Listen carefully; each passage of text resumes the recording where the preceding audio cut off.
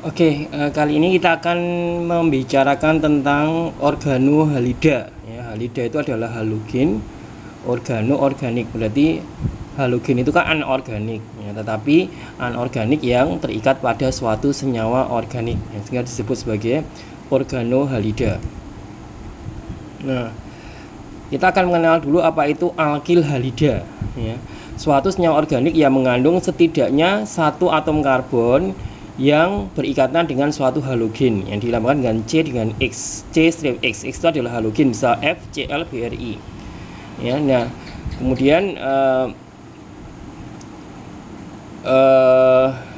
contoh-contoh senyawa alkil halida ini banyak digunakan atau diaplikasikan dalam kehidupan sehari-hari, misalnya sebagai alat pemadam kebakaran, kemudian pendingin, obat-obatan, dan bahan baku obat.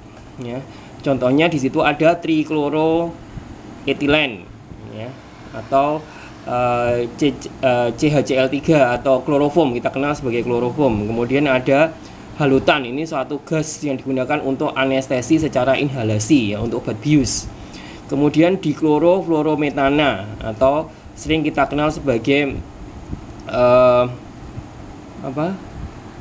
untuk pendingin itu, ya, di kulkas itu, ya. Kemudian suatu anti desinfektan juga itu bromometana. Nah, kenapa kita belajar tentang golongan senyawa ini? Karena banyak reaksi yang melibatkan organohalida. Reaksi yang melibatkan organohalida ini contohnya adalah substitusi nukleofilik atau eliminasi, ya. Nah, kemudian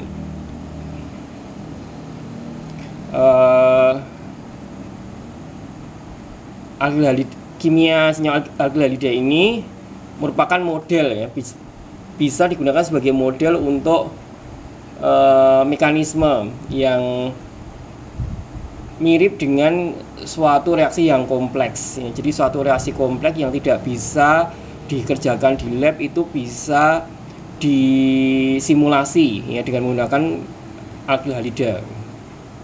Penamaan alkil halida caranya ya mirip dengan penamaan senyawa organik lainnya, yaitu find longest chain. Jadi temukan dulu parent molekulnya, rantai yang paling panjang as a parent chain, bisa mengandung double atau triple bond, ikatan rangkap 2 atau 3. Kemudian lakukan penomoran mulai dari yang paling dekat dengan gugus fungsinya atau substituen. Contohnya alkil atau halogen. Nah, contohnya ini adalah 5 bromo 24 dimetil heptana. Ya, kita cari rantai yang terpanjang adalah di sini, ya, 1 sampai 7 berarti heptana. Nah, kemudian penomoran dimulai dari gugus fungsi yang terdekat. Nah, di sini adalah yang terdekat adalah metil, bukan bromo. Kalau bromo posisinya ada dari ujung sini 1 2 3. Kalau metil 2 berarti dimulainya 1 2-nya dari sini. Ya, berarti bromo ada di posisi 5, disebutkan duluan karena B secara alfabet lebih dulu daripada dimetil, ya. Jadi 5 bromo, kemudian metilnya ada 2 pada posisi 2 dan 4, makanya disebut 24 dimetil heptana. Contoh yang lain adalah kalau yang ini bromo yang paling dekat dengan ujung, sehingga penomoran dimulai dari sini, ya, 2 bromo, kemudian 45 dimetil heptana. Menamai 2 halida atau alkil yang jaraknya sama dari ujung ke ujung, ya. Nah, ini contohnya. Jadi di sini pairnya adalah 6 sehingga heksana. Nah, kemudian kita menentukan antara metil dengan bromo ini duluan mana, karena sama-sama dari ujung, ini juga nomor 2, di sini juga nomor 2, ya. Nah, sehingga kalau kasusnya seperti itu, yang kita utamakan secara alfabet, yaitu bromo ini lebih duluan B daripada metil M, ya. Jadi 2 bromo 5 metil heksana. Nah, struktur alkil halida ikatan antara C dengan halida ini semakin panjang kalau kita ke bawah pada tabel periodik ya, atau dia semakin lemah kalau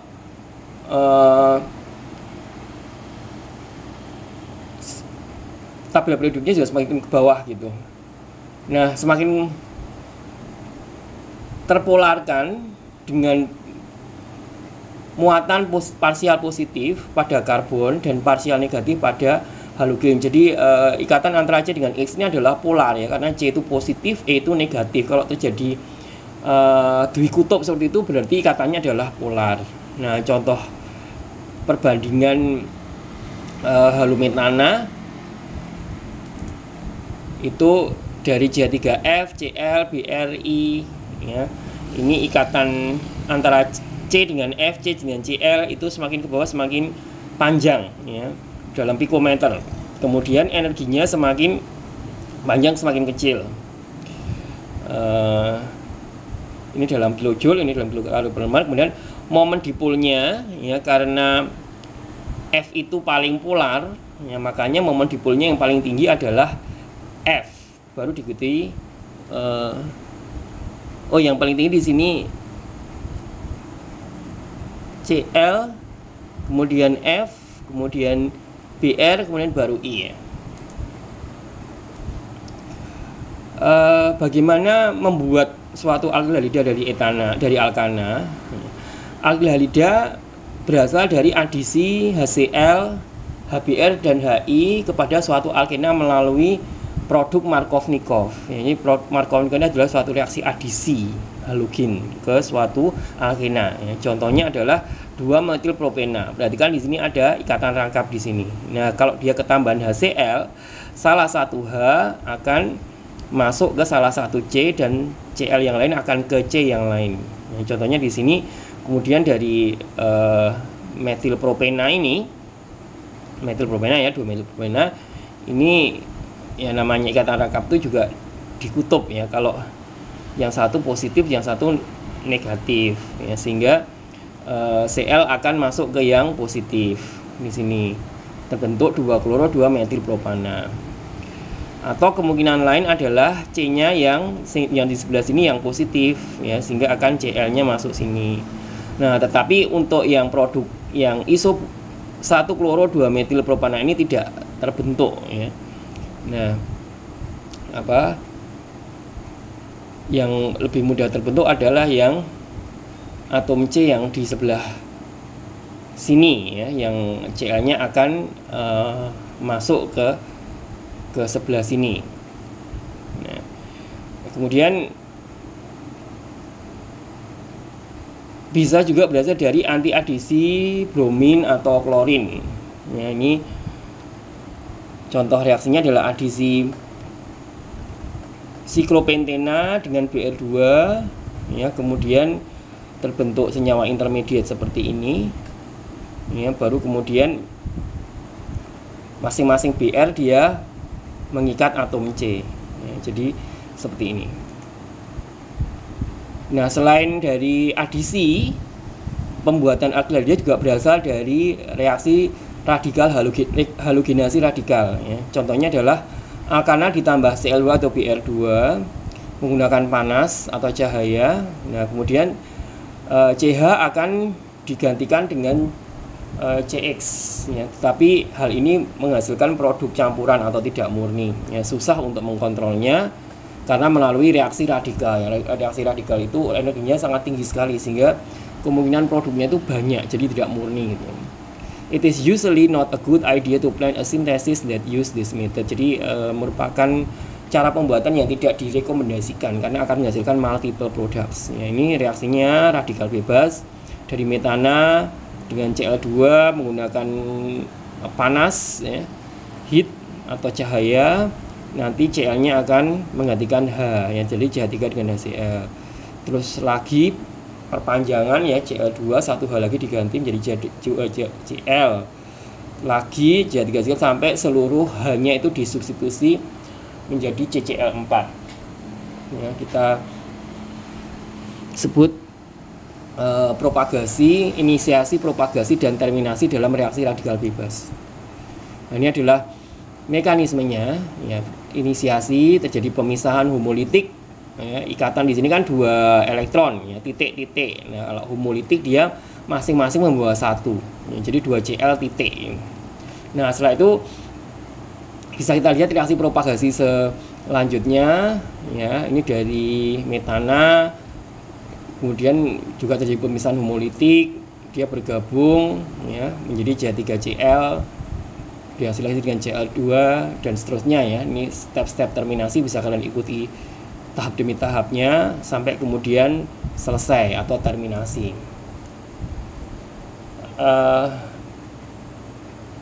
Reaktivitas relatif ya, based on the quantitative analysis, berdasarkan perhitungan secara kuantitatif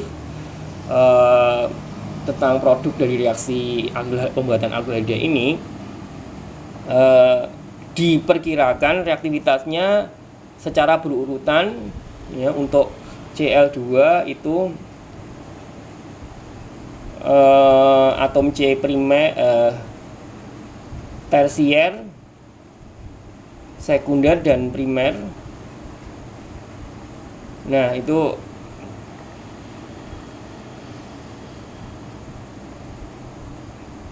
ini ya, bisa kita lihat di sini atom C primer, artinya C-nya itu hanya satu yang diganti oleh R. Ini 2H diganti oleh R, itu sekunder, tersier ya. Jadi di sini reaktivitasnya kalau yang tersier itu 5 kali lebih reaktif dibandingkan sekunder, dibandingkan tersier itulah. Kenapa? Karena tersier itu lebih mudah membentuk radikal bebas ya, karena di sini banyak faktor steriknya gitu. Nah, ini bentuk hibridisasinya yang bisa kita lihat dari diagram energi versus kecepatan reaksi, di mana RH dengan radikal Cl, kemudian nanti akan terbentuk RCl, bahwa yang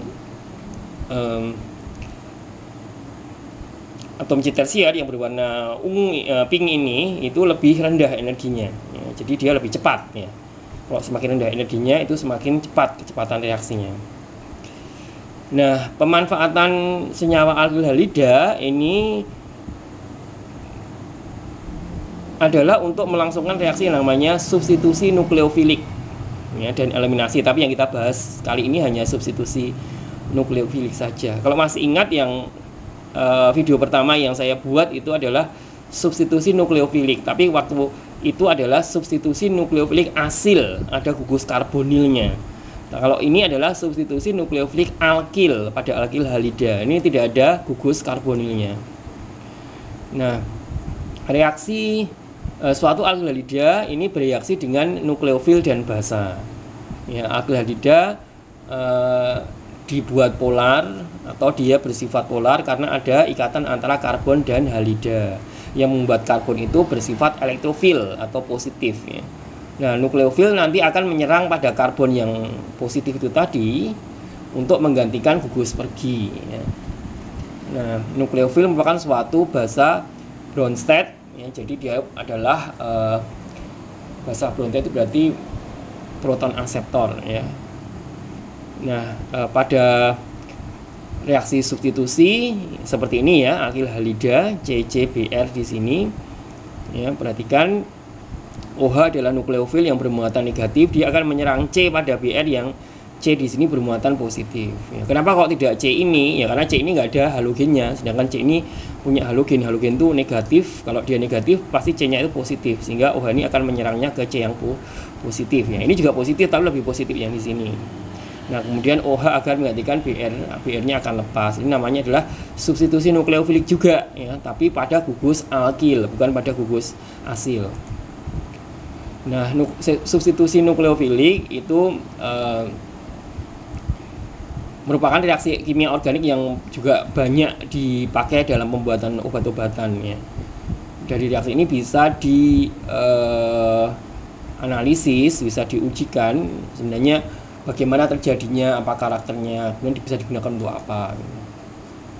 Nah, yang menemukan reaksi substitusi nukleofilik pada alkil ini namanya adalah Walden, ya, penemunya.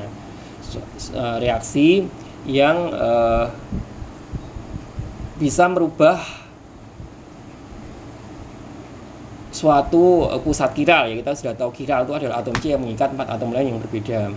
Reaksi ini melibatkan substitusi pada pusat tersebut, ya, sehingga substitusi nukleofilik dapat mengubah konfigurasinya, ya, dari R ke S, dari S ke R, ya, pada pusat kiral tersebut, ya.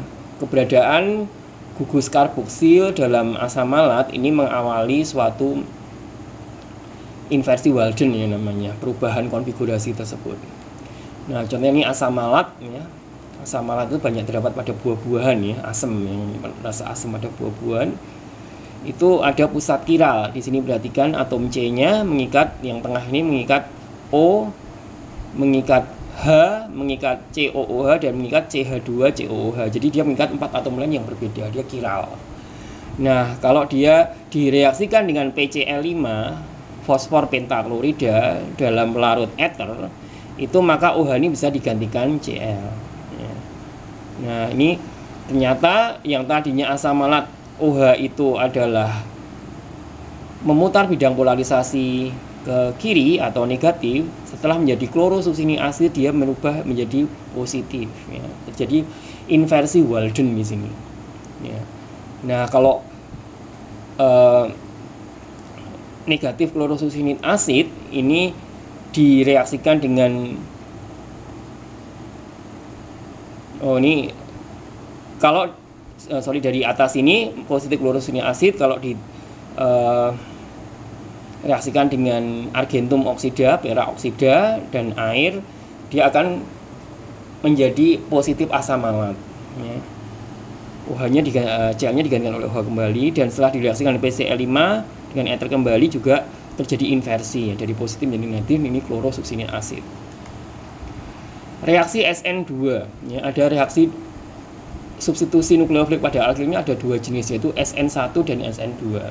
Kita akan lihat nanti bedanya masing-masing. Yang reaksi SN2, ya, itu reaksi yang terjadi pada pusat yang bisa menyebabkan inversi kalau itu suatu pusat kiral.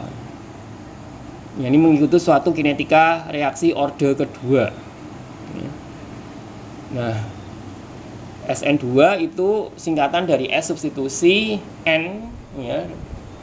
Posisinya subskrip gitu di bawah gitu, itu nukleofilik namanya, 2 karena suatu reaksi bimolekuler, ya. Bimolekuler itu artinya perpindahan antara nukleofil dengan substrat itu terjadi pada saat yang bersamaan, ya. Itu bimolekuler itu artinya perpindahan itu antara nukleofil dengan substrat saling menggantikan itu terjadi pada saat yang bersamaan, itu namanya bimolekuler. Nah, ini skemanya suatu alkil halida metil bromida, ya, C-nya suatu elektrofil, ini gugus perginya. Nah, suatu OH minus ini nukleofil, ini akan menggantikan Br, ya, yang negatif menyerang yang positif C di sini, lalu di sini lepas, ya, maka terjadi CH3OH atau metanol plus Br min. Nah, reaksi ini serentak gitu, begitu OH menyerang, Br-nya langsung lepas. Ya, serentak itu namanya adalah bimolekuler. Nanti bisa kita lihat bagaimana SN1 itu unimolekuler, kalau SN2 ini bimolekuler karena ketika nukleofil menyerang, spontan Br-nya lepas. Nah, itu namanya bimolekuler. Ya, kinetika reaksi suatu studi yang mempelajari tentang kecepatan reaksi kimia itu disebut sebagai kinetika reaksi, ya. Kecepatan akan menurun kalau konsentrasinya menurun, ya. Tapi konstantanya tidak, ya. Nah, suatu unit kecepatan itu adalah konsentrasi, satuan dari suatu kecepatan reaksi itu adalah konsentrasi dibagi waktu. Contohnya seperti konsentrasinya molar ya, molar per detik ya, L per mol kali S-nya second.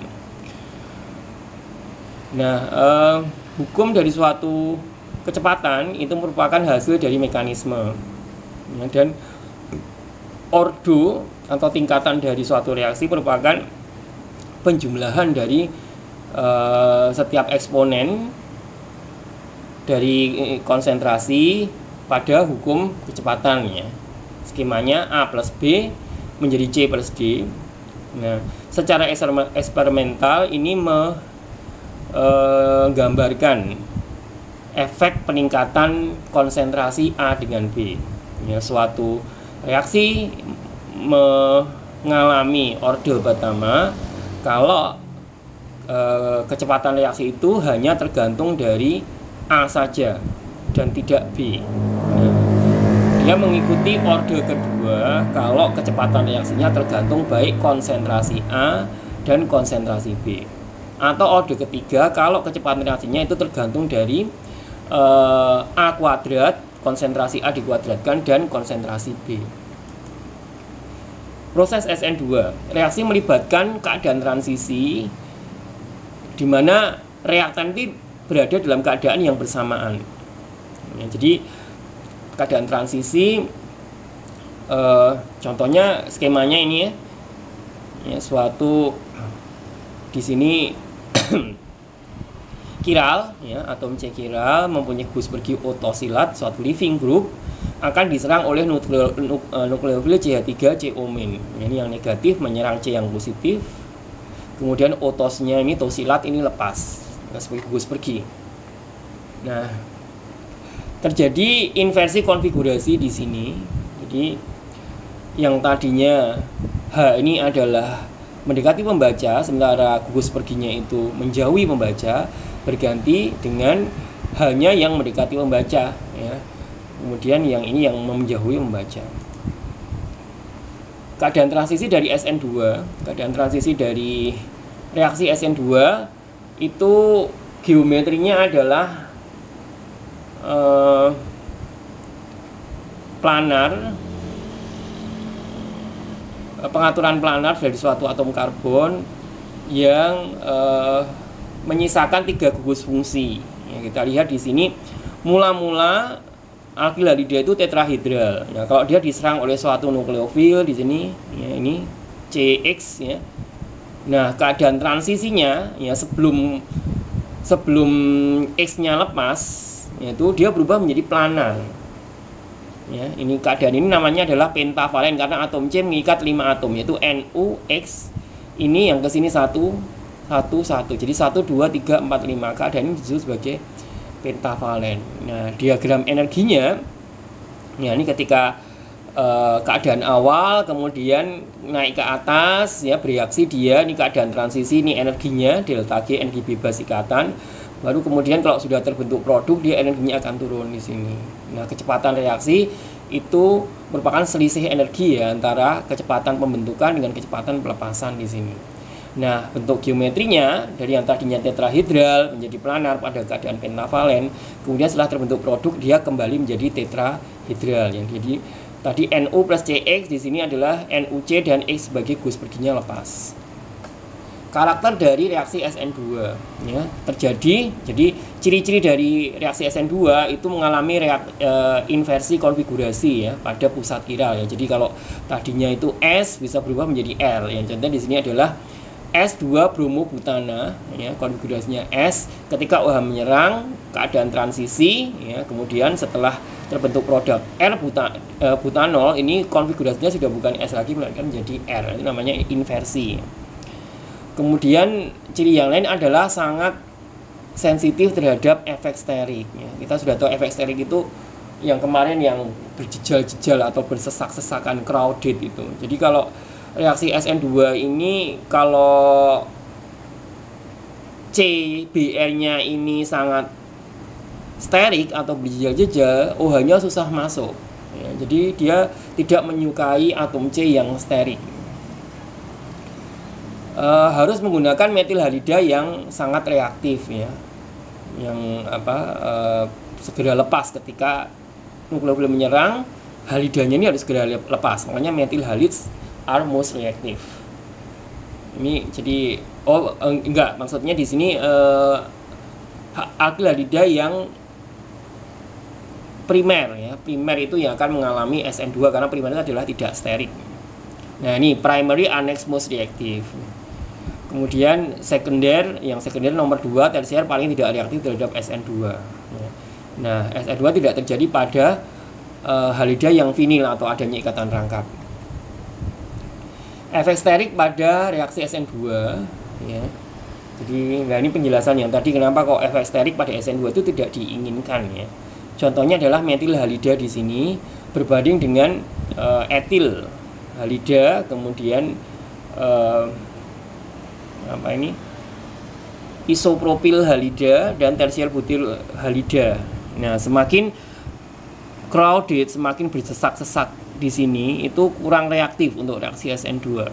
Ya, apa? Karena kalau ini berjejal-jejal itu nukleofilnya mau menyerang, mau menggantikan barnya ini jadi susah, sehingga untuk reaksi SN2 ini tidak disukai yang sterik, maksudnya seperti itu.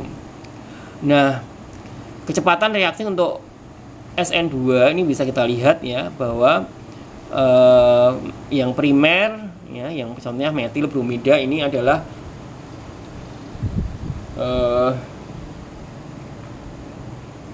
lebih cepat dibandingkan sekunder, neopentil, tersier dan sebagainya. Nukleofil ya, suatu basa Lewis ya, jadi mendonorkan pasangan elektron. Dia bisa netral, bisa negatif ya, tapi karakternya tetap ke negatif. Nukleofilnya akan meningkatkan pembentukan neutral nucleophile acquires positive charge and ionic nucleophile becomes neutral. Maksudnya adalah ini contohnya nukleofil yang bermuatan negatif menyerang R yang positif, Y gugus pergi lepas. Nah, ini merupakan produk yang netral ya, tidak ada muatan di sini. Sementara nukleofil yang netral itu menyerang R yang positif, kemudian Y-nya lepas, nukleofilnya di sini menjadi bermuatan positif. Nah, reaktivitas relatif suatu nukleofil ini tergantung dari reaksi dan kondisinya. Biasanya nukleofil semakin basah, reaksinya semakin cepat ya. Nukleofil semakin baik berada di bawah pada kolom periodik tabel ya. Bisa kita lihat contoh di situ some SN2 reaction with bromomethane. Jadi ini ada banyak nukleofil. Kalau dia bereaksi dengan metil bromida atau bromometana, itu kecepatan reaksinya mana yang paling cepat. Nah, ini ternyata kalau air, asetat, ion asetat, amonia, klorida, hidroksida, metoksida, iodida, sianida, hidrosulfida itu bereaksi dengan ini ya, akan menghasilkan produk ini ya dengan relatif kecepatan seperti ini. Nah, jadi semakin bermuatan negatif tentu saja kecepatan reaksinya semakin tinggi. Gugus pergi ya, suatu gugus pergi yang baik dia akan mereduksi barrier atau gaps pada suatu reaksi. Suatu anion yang stabil yang merupakan basa lemah biasanya merupakan